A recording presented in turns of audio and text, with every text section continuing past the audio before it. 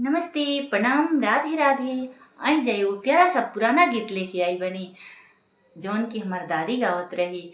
आज हम रउआ सबके सुनाओ तनी। अच्छा लागी तो प्लीज लाइक सब्सक्राइब शेयर करब जा और कमेंट में बताइब जा कि हमार गीत रउआ सबके कैसा लागल बा। त देखी जा पुराना गीत दादी अम्मा कैसे गावत रही जा। आई जा सुनल जाओ।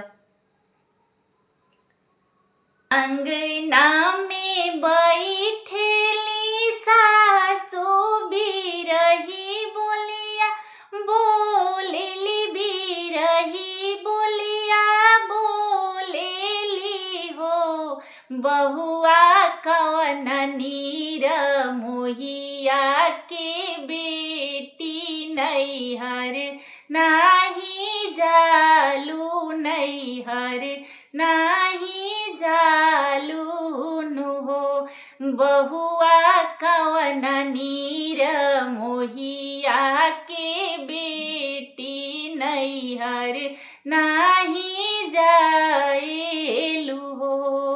नायावे पापा ना चाचा नहीं हो तहरो भैया आवे हो बहुआ कवन नीर मोहिया के बहिनी नैहर नाही जालू नैहर नाही जालूनु हो।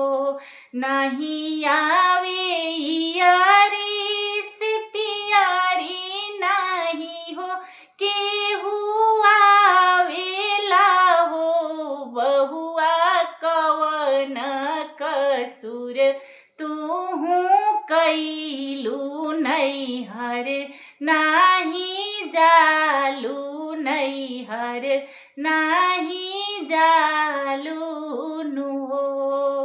अंगना बहारत बहुआ त सुसुकी सुसुकी रोवे सुसुकी सुसुकी रोवे हो सासु बिना रे मैरिया के नैहर भाभी ना बोलावेली हो सासु बिना रे मैरिया के नैहर भाभी ना बोलावेली हो।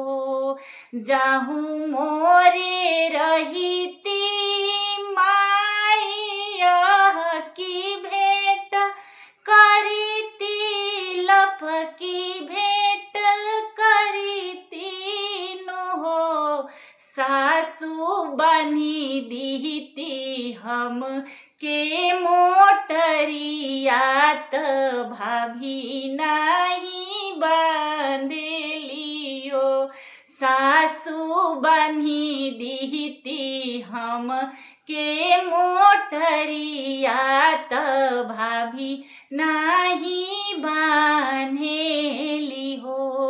दे दीती यारी से पियारी तयवरू में चुंदरी नु हो सासु बनी दीती हम के मोटरिया त भाभी नाही बांधेली भाभी नाही बांधेली हो।